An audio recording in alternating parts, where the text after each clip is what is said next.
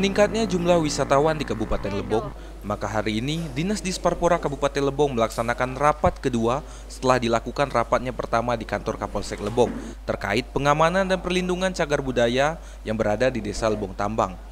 Turut hadir dalam kegiatan ini yaitu Kadis Disparpora, Kapolres Lebong, dan Ramil, perwakilan Dikbud, Camat Lebong Utara. Kegiatan rapat ini bertujuan agar terjaganya cagar budaya, yang rencananya akan dilakukan pengajuan ke tingkat wisata cagar budaya nasional, agar cagar budaya ini menjadi daya tarik wisatawan tingkat nasional.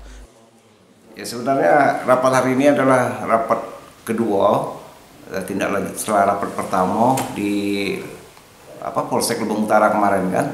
Ini kan terkait dengan pengamanan cagar budaya situs cagar budaya yang berada di Lebong Tambang, karena ini kan aset destinasi wisata andalan di Lebong.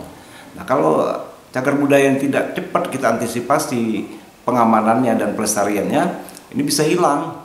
Yang rugi kita level semua. Cagar budaya yang berada di Desa Lebong Tambang yang langsung dinilai oleh orang dari kementerian yang bersitus grade tipe A atau tipe 1 yang berkemungkinan bisa diajukan ke tingkat nasional. Karena ini menurut orang dari kementerian kemarin pas turun ke lapangan, bahwa grade dari situs tersebut grade A atau grade tipe 1. Jadi ini berpotensi untuk menjadi cagar budaya nasional. Nah, kami dari sisi pariwisatanya melihat ini berpotensi untuk wisatawan masuk ya. Jadi wisata sejarah sini. Dari Tubei, Andika Manganang, Lebong TV melaporkan.